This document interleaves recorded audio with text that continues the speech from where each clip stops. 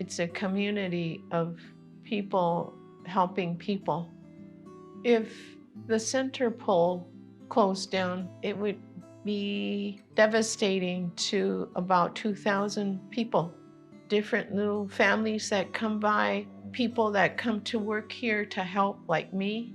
When you come through that gate, it's like you're welcome.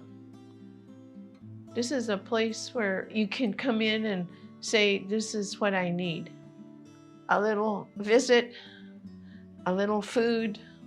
You can take some home. Even there's some clothes here. We help a lot of people. It's a safe haven.